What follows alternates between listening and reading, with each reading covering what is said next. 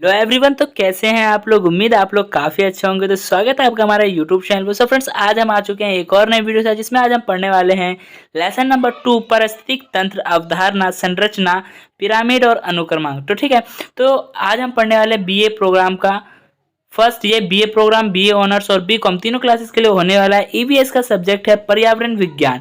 Full explanation होने वाली है विथ नोट्स के साथ। और ये वीडियो जो है पार्ट 2 होने वाली, क्योंकि पार्ट फर्स्ट जो है हमने कंप्लीट कर लिया। अगर आपने नहीं देखा है तो जल्दी से इस वीडियो को डिस्क्रिप्शन बॉक्स में जाए, वहां पर आपको उस वीडियो की लिंक जो है वो मिल जाएगी। तो जल्दी से स्टार्ट करते हैं अपने टॉपिक।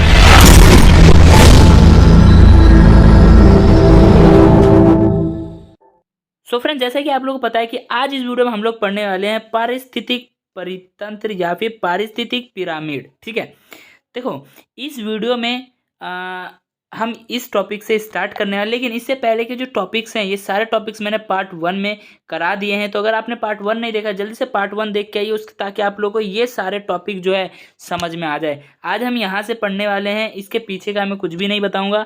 तो पार्ट फर्स्ट देख के आइए, उसके बाद ही आपको आगे बढ़ना चाहिए। तो ज़्यादा फार्म नहीं भरूंगा, मैं स्टार्ट करता हूँ। आप टॉपिक देखो, सबसे पहले हमारा पारिस्थितिक पिरामिड। ठीक है, सबसे पहले पिरामिड 1929 में एल्टन के द्वारा बनाया गया था। जो पिरामिड है सबसे पहले किसके द्वारा बनाया गया था? एल्टन के द्वारा। कब? 1929 में। तथा खास श्रृंखला के अलग अलग स्तरों पर जीवों के संबंध को दिखाने को ही परिस्थितिक पिरामिड कहा जाता है। परिस्थितिक पिरामिड किसको कहा जाता है? जो जीव है हमारे, उन जीवों के संबंध को ही पिरामिड कहा जाता है।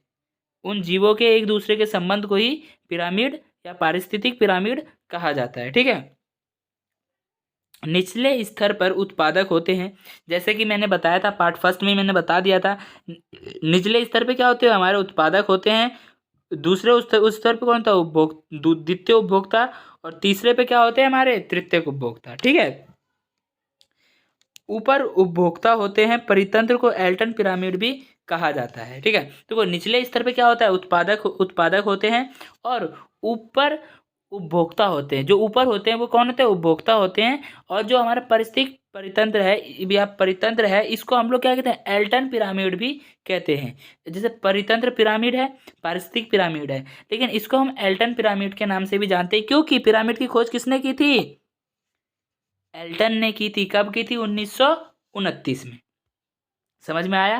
देखो, पिरामिड 3 प्रकार के होते हैं। जो ये पिरामिड है इनकी भी 3 प्रकार होते हैं। ठीक है, सबसे पहला आता है संख्या पिरामिड। क्या आता है? संख्या पिरामिड। जैसे कि नाम से ही पता चलता है, इस प्रकार के पिरामिड में जीवों की संख्या की गणना की जाती है, और पिरामिड में प्रत्येक पोषक स्तर के लिए संबंधित संख्या को दर्शाया जाता है। जैसा कि मैंने पार्ट फर्स्ट में बता दिया था आपको, 10% ऊर्जा का नियम, वही नियम जो हमारा संख्या पिरामिड में लगता है। ठीक है, और जो बच्चे पार्ट फर्स्ट देख के आए हैं तो उनको तो बहुत अच्छे से समझ में आ रहा होगा, और जो नहीं देख के आए तो उनको तो सब गोल गोल लग रहा होगा, है ना। संख्याओं के पिरामिड की कई विशेषताएं होती है। संख्याओं के पिरामिड की कई विशेषताएं होती है। ठीक है, उत्पादकों की संख्या, जो उत्पादक है, उत्पादकों की संख्या अन्य पोषक स्तरों में उपस्थित उपभोक्ताओं की संख्या से अधिक होती है। जैसे कि मैंने पार्ट फर्स्ट में बता दिया था कि जो उत्पादक होते हैं उनके पास जो ऊर्जा होती है वो अधिक होती है, बाकी उपभोक्ताओं के पास कम होती है। क्यों कम होती है? क्योंकि हमने 10% का नियम जान लिया है, 10% का नियम पहचान लिया है, पढ़ लिया है ना। आमतौर पर संख्या का पिरामिड सीधा होता है। आमतौर पर संख्या का पिरामिड क्या होता है? सीधा होता है। 1000, 100, 10 और 10 का 10, 0.10%, है ना। ऐसे जो हमारा होता है सीधा होता है। फिलहाल तो हम 10 तक ही जाते हैं, 0 पॉइंट छोड़ देते हैं। ठीक है, घास का मैदान, जो हमारा घास का मैदान होता है, घास का मैदान पारिस्थितिक तंत्र, जलीय परितंत्र। ठीक है, जो घास का मैदान है उसमें पारिस्थितिक तंत्र और जलीय परितंत्र ये बताया गया है कि जो सीधा होता है किसमें किसमें होता है? घास के मैदान में, पारिस्थितिक तंत्र, जलीय परितंत्र। ठीक है, सीधा पिरामिड होता है।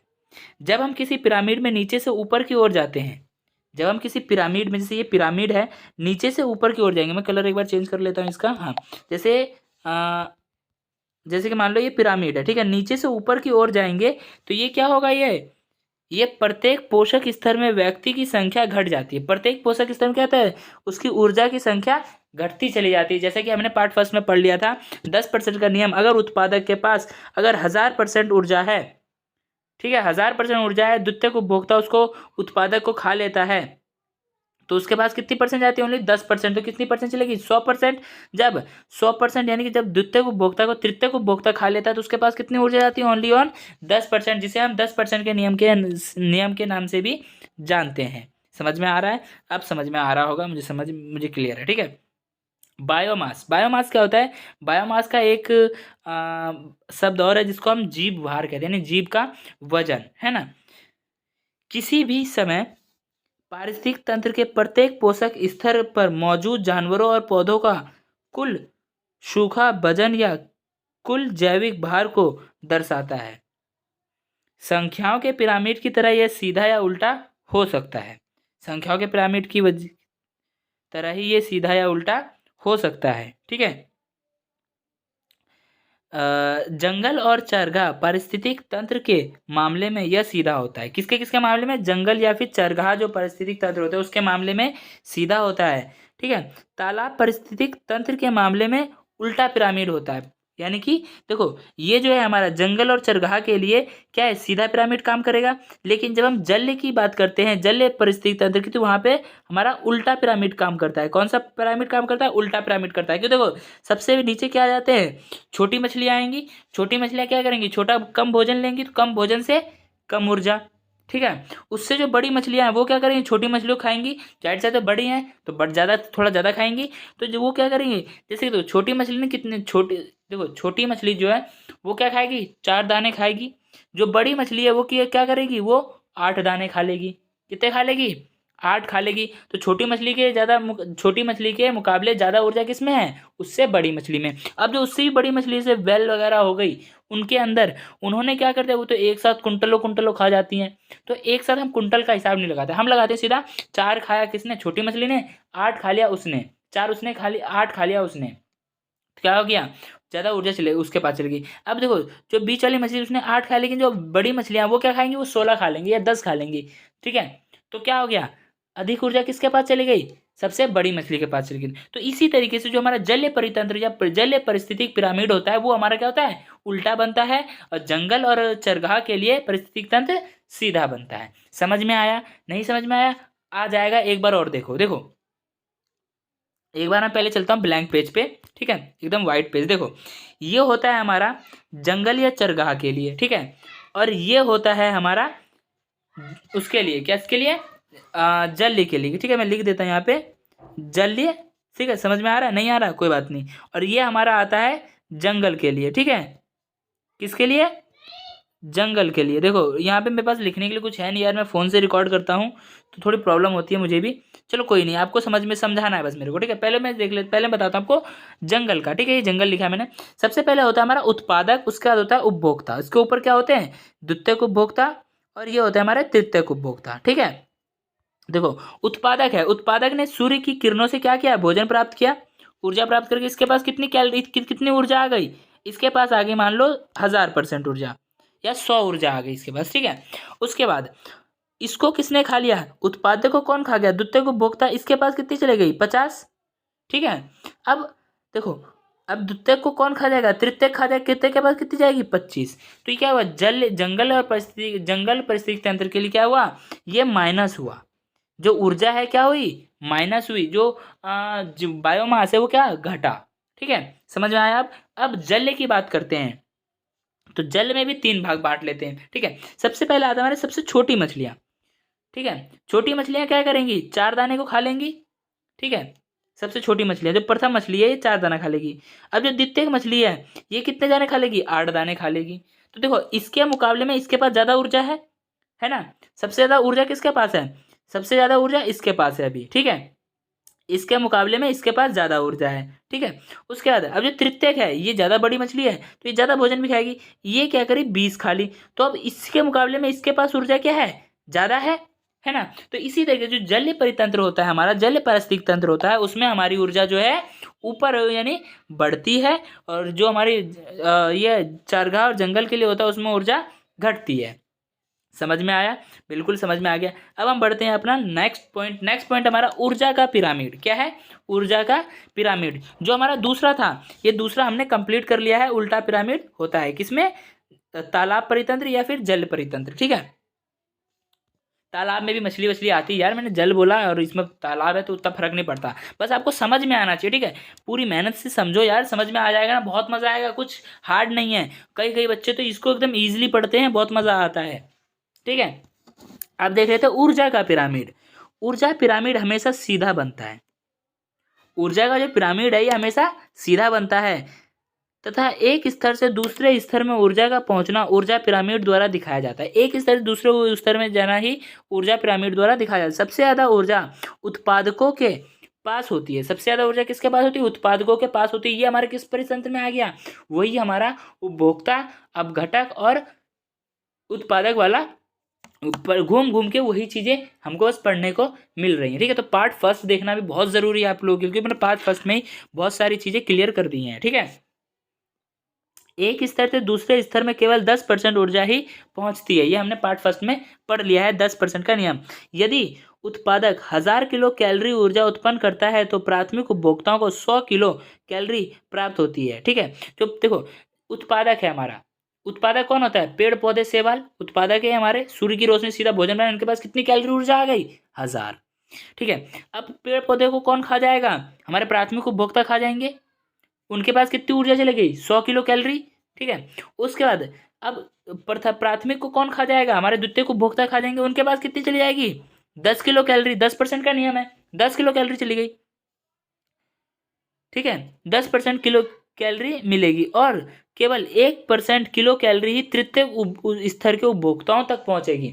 1 किलो कैलोरी ही किसके पास पहुंचेगी? हमारे जो तृतीय को उपभोक्ता है उनके पास 1 किलो कैलोरी पहुंचेगी। यानी कि इसमें क्या हुआ? माइनस हुआ। और जल परितंत्र में क्या होता है? जल परितंत्र में प्लस होता है। इतना समझ में आया? हाँ जी, समझ में आ गया। अब हम बात करते हैं पारिस्थितिक तंत्र के प्रकार। क्या? पारिस्थितिक तंत्र के प्रकार। ठीक है, वन परितंत्र सबसे पहले हमारा क्या आता है? वन परितंत्र। बात की जाए इसके तो इसमें 4 प्रकार होते हैं, ओ सॉरी 5 प्रकार होते हैं। वन परितंत्र, घास परितंत्र, उसके बाद आता है हमारा टुंड्रा परितंत्र और आर्कटिक, जलीय परितंत्र, और फिर हमारा आता है झील परितंत्र। ठीक है, ये सभी जो है हमारे इसमें है, 4 या 5 है, उसको पढ़ लेते हैं और बस चैप्टर का फिर एंड हो जाएगा। ठीक है, तो पारिस्थितिक तंत्र के प्रकार। वन परिस्थितिक तंत्र, यह वनस्पति प्रचुर मात्रा में पाई जाती है। पेड़ पौधे झाड़ियों में बेल साथ मिलकर वन का निर्माण करते हैं। देखो जो यहाँ पे जो वन परितंत्र है, यहाँ पर जो वनस्पति है वो प्रचुर मात्रा यानी अधिक मात्रा में पाई जाती है। पेड़ पौधे, झाड़ियाँ और जो बेल वगैरह होती है, वेल मछली की बात नहीं कर रहा मैं, बेल वगैरह जो होते हैं ना, वो सभी मिलकर किसका निर्माण करती है? वन का निर्माण करती है। इस परितंत्र के मुख्य तत्व हैं तापमान, मृदा और आर्द्रता। तापमान यानी कि वहाँ का तापमान कैसा है, मृदा यानी मिट्टी कैसी है, और आर्द्रता यानी नमी कितनी है। वन परितंत्र के अंतर्गत शीतोष्ण कटिबंधीय, वन परितंत्र के अंतर भी 3 आते हैं, शीतोष्ण कटिबंधीय, उष्ण कटिबंधीय, शंकुधारी कटिबंधीय वन आते हैं। ठीक है, यहाँ विभिन्न प्रकार की प्रजातियां पाई जाती है। कहाँ पर? वन परितंत्र में विभिन्न प्रकार की प्रजातियां पाई जाती है। तो बारिश का समय भी निश्चित होता है, यहाँ पर बारिश का समय एक निश्चित होता है, समय के अनुसार ही यहाँ बारिश वगैरह होती है। समझ में आया? उसके बाद देख लेते हैं यहाँ पे जो वन परितंत्र है, यहाँ पे जो हमारे पेड़ पौधे जो पादप होते हैं वो किस तरीके से पाए जाते हैं। देखो यहाँ पे पेड़ पौधे जो होते हैं, महोगनी, सागवान, शीशम, जैतून, ये सभी पेड़ जो है हमारे वन परितंत्र में पाए जाते हैं। अब बात करते हैं पशुओं की कि यहाँ पशु कैसे पाए जाते हैं। जो पशु पाए जाते हैं वो पाए जाते हैं हाथी, गेंडा, शेर, लोमड़ी आदि, यहाँ पे वन परितंत्र में ये पशुएं पाए जाते हैं। ठीक है, अब बात करते हैं अपन घास परितंत्र की। किसकी? घास परितंत्र की। एक ऐसा मैदान जहाँ चारों तरफ सिर्फ घास ही घास हो, इन्हें घास परितंत्र कहा जाता है। एक ऐसा मैदान जहाँ पे चारों तरफ जहाँ नजर दौड़ाओ वहाँ सिर्फ घास ही घास दिखे, वो क्या है? उसको घास परितंत्र या चरगाह परितंत्र, चरगाह कहा जाता है। समझ में आया? घास परितंत्र किसको कहते हैं? घास परितंत्र एक ऐसा मैदान जहां पर सिर्फ चारों तरफ घास ही घास नजर आए, उसको हम घास परितंत्र या फिर चरगाह कहते हैं। यह परितंत्र वृक्षहीन होते हैं। ये जो परितंत्र, जो घास परितंत्र, उसका जब नाम ही घास है तो यहाँ पे वृक्ष कैसे आएंगे, बड़े पौधे कैसे आएंगे? यहाँ पे सिर्फ घास ही होते हैं। तो क्या होते हैं, जो यहाँ पे जो यह परितंत्र वृक्षहीन होते हैं यानी पेड़ नहीं होते हैं, तथा प्रमुख घास मैदान। अब बात करते हैं कुछ प्रमुख घास मैदानों की, जैसे कि पंपास, पेयरी, डाउन्स, सवान। ये सभी क्या है हमारे एक प्रमुख घास मैदान है। ठीक है, अब बात करते हैं यहाँ पे घास मैदानों, इन घास मैदानों में पशु कैसे पाए जाते हैं। ठीक है, तो क्या पाए जाते हैं, गधे, गधे, जैबरा, चिंकारा, बकरियां तथा कम बारिश होने की वजह से यहाँ बड़े पेड़ नहीं उग पाते हैं। देखो पशु यहाँ पे कौन कौन से पाए जाते हैं, गधे, जेबरा, चिंकारा, बकरियां पाए जाते हैं यहाँ पर। ठीक है, और यहाँ पर कम बारिश होने की वजह से भी क्या होती है, यहाँ पे बड़े पेड़ तो पाए ही नहीं जाते, घास ही रहते हैं। यहाँ घास की कई प्रजातियां पाई जाती हैं। यहाँ पे क्या होता है, घास की बहुत अलग अलग प्रजातियां पाई जाती है। तकरीबन अपने इंडिया में अगर बात की जाए तो कहते हैं कि 87, हाँ 187 प्रकार के जो घास पाए जाते हैं। कितने प्रकार के, 187 प्रकार के घास की प्रजातियां पाई जाती है। अब वो कैसी कैसी पाई जाती है मैंने बिल्कुल भी नहीं देखी है, मैंने सिर्फ 3-4 ही प्रजातियां देखी है। ठीक है, और आप लोगों ने कितनी देखी जरूर बताना। वैसे मुझे याद है कि कोई इतना फोकस नहीं करता इन चीज़ों पे, मैं भी नहीं करता इन पे, बट मुझे पता है कि मैंने 3-4 देखी होंगी, है ना। अब देख लेते हैं टुंड्रा परितंत्र। ये टुंड्रा परितंत्र क्या है। ठीक है, टुंड्रा परितंत्र पहाड़ी क्षेत्रों में होते हैं। कहाँ पर होते हैं, पहाड़ी क्षेत्रों में, जहाँ पे जीनादार फसलें की जाती है ना, वो टुंड्रा परितंत्र के अंतर्गत आते हैं। ठीक है, तथा यहाँ तेज हवाओं और ठंडी जलवायु के कारण यह बंजर होती है। क्या होती है, तेज हवाओं और ठंडी जलवायु के कारण क्या होती है, ये बंजर होती है। यानी कि यहाँ पर जैसे हम कहते हैं ना कि जीनेदार कृषि की जाती है, लेकिन वहाँ पे कृषि नहीं की जाती, वहाँ पे क्या होता है, वो बंजर होती है, पहाड़ों के ऊपर होती है ये जगह। ठीक है, वहाँ तेज हवा और ठंडी जलवायु के कारण क्या होता है, बंजर भूमि होती है। यह परितंत्र पूरी तरह से बर्फ से ढके होते हैं। ये हब एक तो ज़्यादा ऊंचाई पे होते हैं और ठंड वाली जगह होती है, तो क्या होता है, बर्फ से ढके हुए रहते हैं, इसलिए यहाँ पे क्या है कि खेती वगैरह नहीं होती, बंजर रहता है। ठीक है, बर्फ से ढके होते हैं तथा वर्षा बहुत कम होती है। यहाँ पर क्या है, वर्षा बहुत कम होती है। देखो जब वहाँ पे, अब एक चीज़ सोच के देखो, मान लो यहाँ ये एक टुंड्रा परितंत्र है। ठीक है, अब इस पर बर्फ जमी हुई है, सूरज, बर्फ कब पिघलेगी, बर्फ कब पिघलेगी, जब सूरज निकलेगा। सूरज जब ढंग से निकलेगा ही नहीं, बर्फ पड़ी रहेगी, ठंडी का मौसम है, तापमान ठंडा है, तो जाहिर सी बात है वाष्पीकरण भी जल का नहीं होगा। बर्फ पिघलेगी तभी तो जल वाष्प में जाएगा, तभी तो बादल बन के बरसेगा। लेकिन सूरज तो निकल ही नहीं रहा, जल पिघल ही नहीं रहा, वाष्प हो ही नहीं रहा, तो बारिश कहाँ से आएगी, बारिश कहाँ से आएगी। तो इस वजह से यहाँ पर वर्षा भी कम होती है। ठीक है, यह पृथ्वी की 10% भाग पर ही फैला हुआ है। जो टुंड्रा परितंत्र है, पृथ्वी के लगभग 10% भाग पर ही फैला हुआ है। देखो कितना कम फैला हुआ है ना। टुंड्रा परितंत्र 3 प्रकार के होते हैं। जो टुंड्रा परितंत्र है ये 3 प्रकार के होते हैं। ठीक है, अल्पाइन, आर्कटिक और अंटार्कटिक।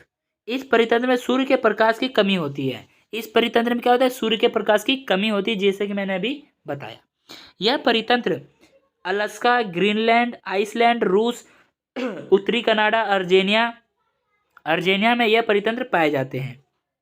देखो इन नामों को याद करना बहुत जरूरी है, आपको पता होना चाहिए कि ये परितंत्र कहाँ पाए जाते हैं। ठीक है, टुंड्रा परितंत्र जो है ये बंजर भूमि होती है, यहाँ का जलवायु जो है, यहाँ पे तेज हवाएं चलती है, जलवायु जो है ठंडी रहती है। ठीक है, ये पहाड़ी क्षेत्रों में पाई जाती है और ये पूरी तरीके से बर्फ से ढकी होती है। कुछ मोटी मोटी बातें हैं, यहाँ पर वर्षा बहुत कम होती है। ठीक है, यह पृथ्वी के लगभग 10% भाग पे फैला हुआ है। टुंड्रा परितंत्र 3 प्रकार के होते हैं, अल्पाइन, अंटार्कटिक और आर्कटिक। ये 3 प्रकार के होते हैं। इस परितंत्र में सूर्य का जो प्रकाश है वो बहुत कम होता है। यह परितंत्र कुछ जगहों पे पाए जाते हैं, जैसे कि अलास्का, ग्रीनलैंड, आइसलैंड, उत्तरी कनाडा, अर्जेनिया में यह परितंत्र पाया जाता है। ये सभी आप लोगों को जो मोटी मोटी चीज़ें जो है इनको याद करनी है और आपको अच्छे से अच्छे मार्क्स गेन करने हैं। ठीक है, अब देखो मरुस्थलीय परितंत्र। क्या, मरुस्थलीय परितंत्र, तो मरुस्थलीय परितंत्र में 25 सेंटीमीटर से भी कम वर्षा होती है। इन क्षेत्रों में तापमान बहुत ज़्यादा होता है। जो मरुस्थलीय परितंत्र होता है यहाँ पे जो है 25 सेंटीमीटर से भी कम वर्षा होती है। इन क्षेत्रों में जो है तापमान बहुत ज़्यादा होता है, यानी गर्मी बहुत ज़्यादा होती है। तापमान के आधार पर 2 प्रकार के मरुस्थल होते हैं। तापमान के आधार पर इनको 2 प्रकार के मरुस्थल में बांटा गया है। पहला गर्म मरुस्थल जिसे हम थार का रेगिस्तान कहते हैं, तो ठंडा मरुस्थल जैसे कि लद्दाख। ठीक है, पता है ना लद्दाख में ठंड पड़ती है, तो इसलिए इसको 2 भागों में बांटा गया है। गर्म रेगिस्तान या थार का रेगिस्तान या फिर ठंडा रेगिस्तान जो लद्दाख में स्थित है। ठीक है। गर्म मरुस्थल में पशु, जो गर्म मरुस्थल वहाँ पे कैसे पशु पाए जाते हैं, देखो क्या क्या पाया जाता है वहाँ, भेड़िया, रेगिस्तानी बिल्ली, रेगिस्तानी लोमड़ी। ठीक है, ये कहाँ पाए जाते हैं हमारे, ये पाए जाते हैं हमारे गर्म रेगिस्तान में। क्लियर है। अब बात करते हैं अपन जलीय परितंत्र की, किसकी, जलीय परितंत्र की। तो अब चल लेते हैं नेक्स्ट पेज पे। नेक्स्ट पॉइंट हमारा जलीय परितंत्र। नदी, झील, तालाब, समुद्र जल परितंत्र के भाग होते हैं। ठीक है, नदी परितंत्र। अब देख लेते हैं नदी परितंत्र को। सबसे पहले देखो जल परितंत्र में हमारे क्या क्या आते हैं, नदी, झील, तालाब, समुद्री जल, ये सभी क्या है हमारे जलीय परितंत्र के अंदर आते हैं। तो इनको भी एक बार डिफाइन कर लेते हैं। ठीक है, नदी परितंत्र, देखो नदी जल का वह परितंत्र है जो, देखो नदी जो है जल का वह परितंत्र है जिसमें पानी बहता है, जिसमें पानी क्या होता है, हमेशा बहता रहता है, फ्लो में रहता है। ठीक है, अपनी अलग अलग गति से बहता है, अपनी अलग अलग गति से बहता है। अगर तेज हवा चल गई, तेज पानी आ गया तो थोड़ा तेज जाएगी, नहीं तो धीरे धीरे बहती रहती है ना।